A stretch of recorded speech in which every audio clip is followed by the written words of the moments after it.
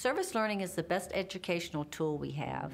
Our grant was aimed at helping Katrina victims who had relocated to other parts of the state. We worked with several of the nonprofits in the community, 29 agencies. We created 31 documents for them over a total of 3 semesters, and we involved 103 technical writing students. My name is Jane Brandon. I'm the director of Big Brothers Big Sisters. It's a program of the Wellspring. The Wellspring is the umbrella social service agency for several programs in our community. One is Big Brothers Big Sisters, the Safe Shelter for Domestic Violence Victims, the Counseling and Family Development Center, Transitional Housing, and the 24-hour crisis lines.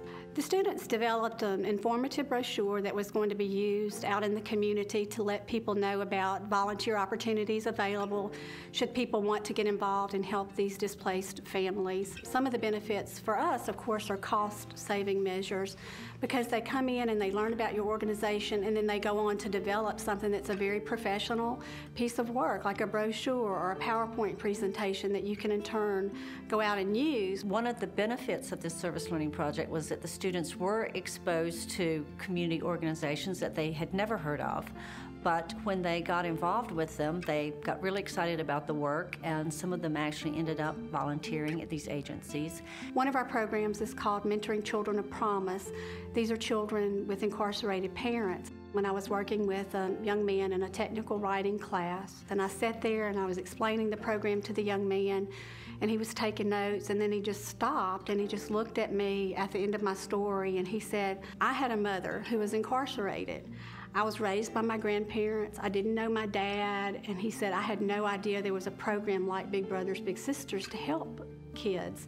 And he said, I always felt so different. And he said, you know, I probably need to be a big brother and help someone else so they don't feel like I felt. One of the things that's really good for the students is that they're doing real-world documents. They're not just doing exercises in a class. And I think the thing that really hit home with the students was with the group that produced a billboard design for our house.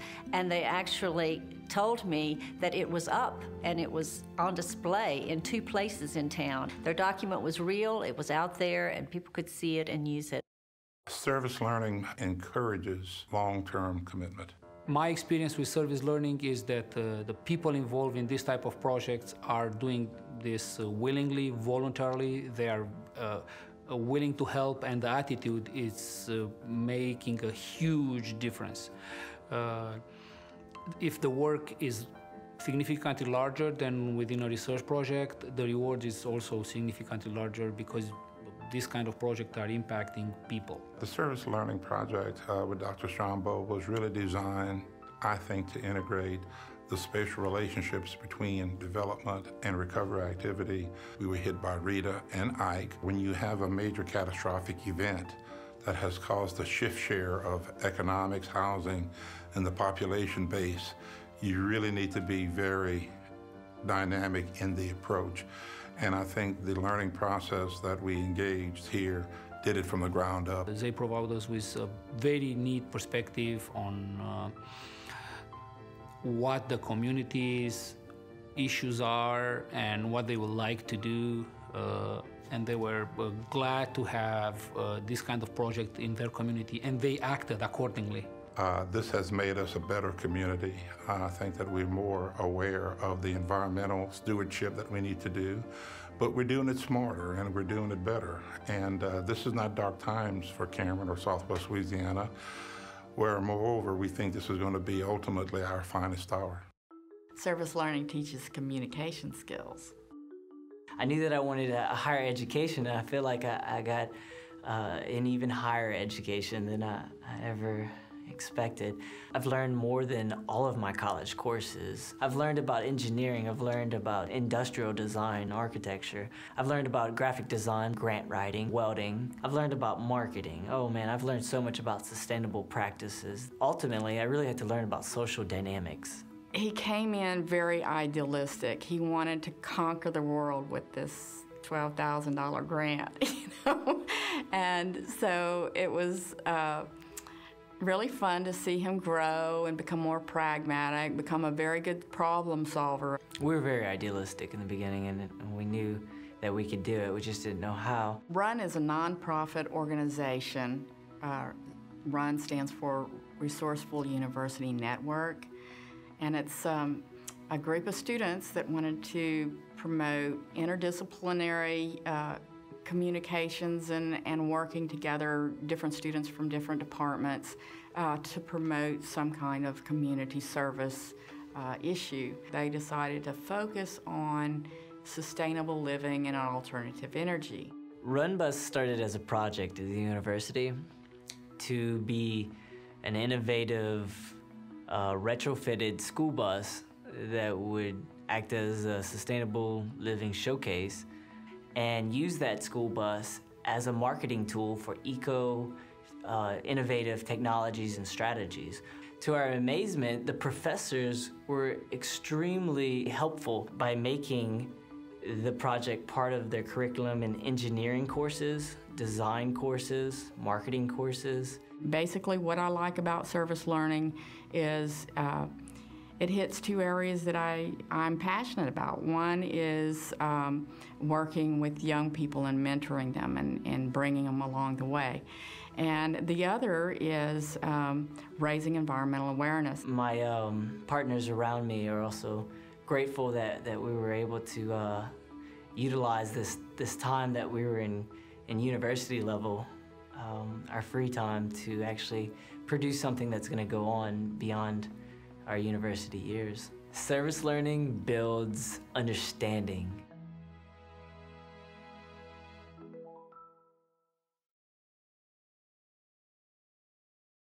That's a wonderful piece that gives me goosebumps, even though I've seen it for about, this is about the 6th or 7th time. It certainly is quite powerful and demonstrates the potential of service learning to shape lives and impact communities. And during a time when our enterprise is under attack, it certainly underscores the value of higher education. We said it earlier this morning, over 16 years of volunteerism to Louisiana's communities by over 15,000 students, about 1,050 faculty and staff members, engaging 405 community partners along the way. On behalf of all of us at the University of Louisiana System, thank you so much for stepping up and embracing service learning, all the while making Louisiana a better place. Thank you.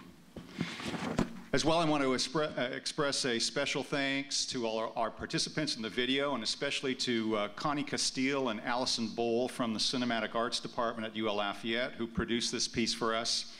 As a starting point for the project, Connie wanted to do some phone interviews of all of the participants just to get a feel for the subject matter and some of the concepts that she would be dealing with. And after she had finished those phone interviews, she called our Jackie Tisdale and went, wow, these stories are moving and there's some really neat stuff here. And certainly Connie and her staff did a wonderful job in capturing that sentiment. We've provided you with a DVD in your folders, and please share that with others. You will also, starting tomorrow, have the ability to access that video on our YouTube site, www.youtube.com/ulsystem. It's hoped that that video will not only bring our story to life, but will also inspire future service learners. And related to this, I should mention that videotaping today's program is a crew from the Southeastern Channel at Southeastern Louisiana University under the direction of Rick Satoon.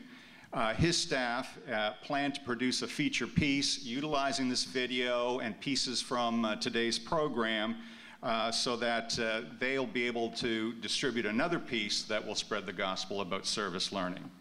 Thanks, Rick, for helping us today. Okay, in keeping with today's theme of celebration, it's only fitting for us to recognize each of our 8 universities for their exceptional service learning work over the past 4 years. In all, 79 projects were awarded to our campuses that yielded the impressive results that we've touted earlier.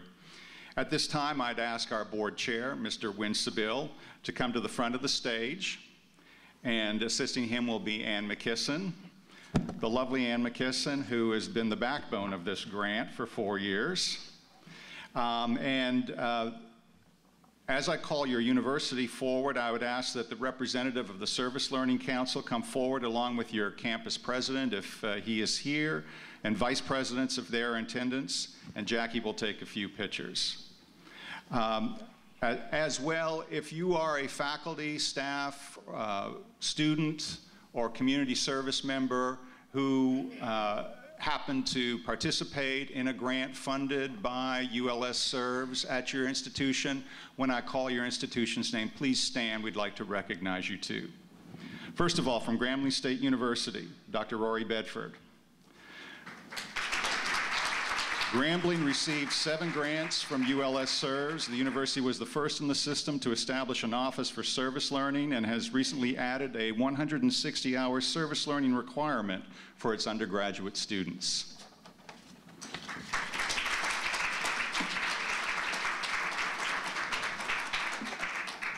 Louisiana Tech University, Dr. Rick Simmons.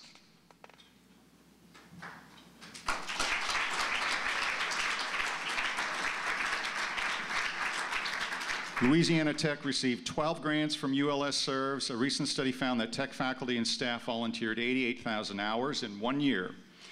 One of their longstanding partnerships is with Habitat for Humanity and the university's architecture program.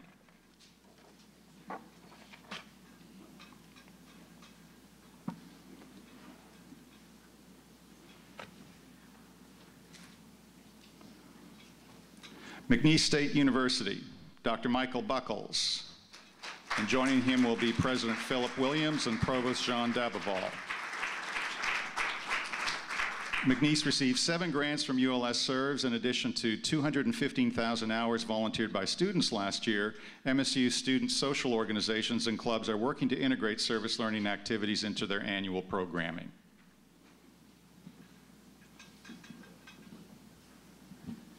Nichols State University, Dr. Morris Coates and Dr. Laney Barlow. Nichols received 8 grants from ULS Serves. In addition to offering over 40 service learning courses, President Stephen Hulbert was one of the first proponents of Louisiana Campus Compact.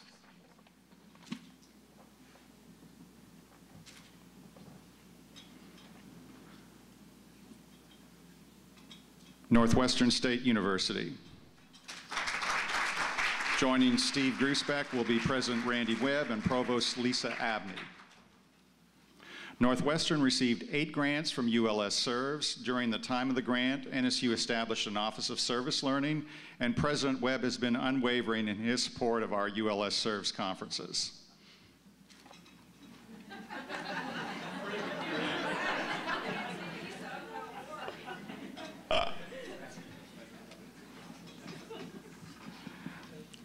Southeastern Louisiana University, Dr. Tina Golden.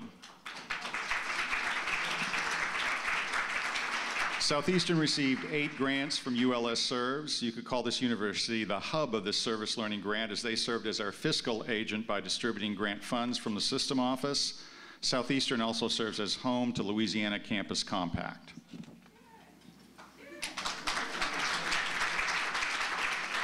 University of Louisiana Lafayette, Dr. David Yarborough.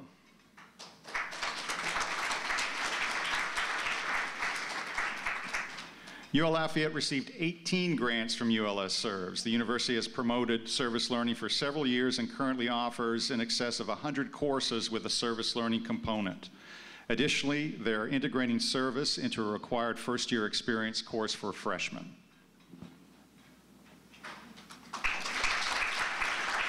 And the University of Louisiana at Monroe, Dr. Wayne Brumfield.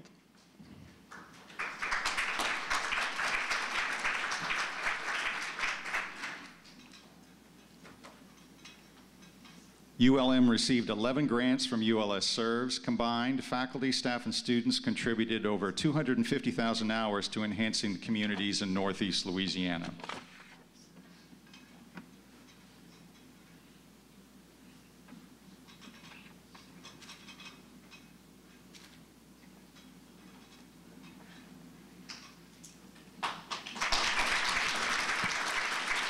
Thank you all, and thank you, Mr. Sibyl. As I mentioned earlier, when I recognized Mr. Sibyl, we are so fortunate at the University of Louisiana system to have an outstanding board and outstanding board leadership that is so supportive of all we do. They've been behind this service learning initiative from day one, And we really appreciate your support, sir. Thank you. And thank you all for your exceptional work. We hope that you can proudly display your gateway arches now, and perhaps next to a television set where you can proudly show that service learning video that each of you now have.